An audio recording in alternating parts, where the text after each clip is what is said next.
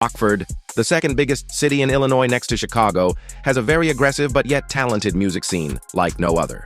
During this series, we will explore the music scene and the artists' stories.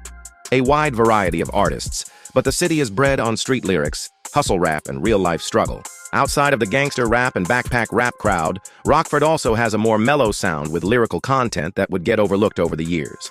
Rapper and now award-winning producer Hollywood, better known as H. Wood Didnt, brought that element to the music scene and would be a part of some historical moments in the 815 music scene.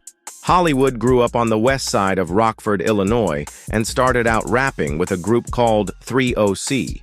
He was heavily influenced in his early years by Chicago legend Twista, which would structure his flow and sound.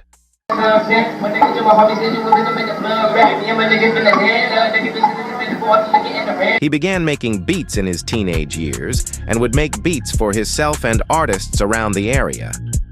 He then joined a rap group called The Bridge. That was the first of its kind for the area. 2 white guys and 1 black. This had never been seen before, and they began to make their way to radio with the true hip-hop sound. Unsure of why, but the group would go silent for years out of the blue, which led H. Wood to fade to black. But his return would be historical for the 815. Swaggin' in the party, and it's a lot of shawties. They all got me like damn, they all got me like damn. Miss Thanksgiving, shout out to Hall of Fame. Joe. Hall of Fame. Hall of Fame. He would then form a mega conglomerate called Hall of Fame, which consisted of a large roster of solo artists and producers from Rockford who joined forces. This movement would be one of the biggest music movements in Rockford history. They were like the Wu-Tang of Rockford, from sold-out local shows to the iconic Hall of Fame t-shirts. Rapper O West, E-Man, and Hollywood would be the brains behind the group's local success. They would go on to have multiple local hits. They would have a good run for a few years, but would come to an end as the group began splitting for various reasons. Hollywood then would hit his peak in the city and felt there was no more he could do there. He had to make a critical decision fast, or his career would always be stuck at a local level, but he wouldn't let that be the end of his story. Hollywood would move to Charlotte in 2013 in part to pursue his music.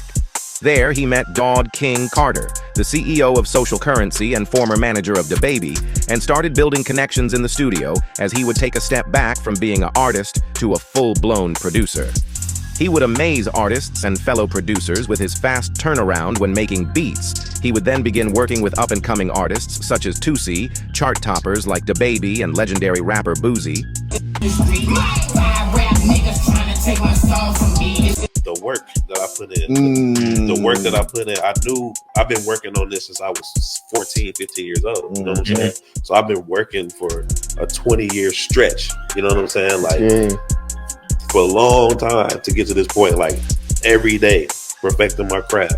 And the work that I put in gave me the confidence in knowing that I'm good enough to do this, you know what I'm saying? To do it, you know what I'm saying? And you always got to believe in yourself even when nobody does, you know what I'm saying? I don't let the outside world deter what I believe in myself, you know? Not letting his circumstances slow down his grind, he has become a well-connected figure in the industry.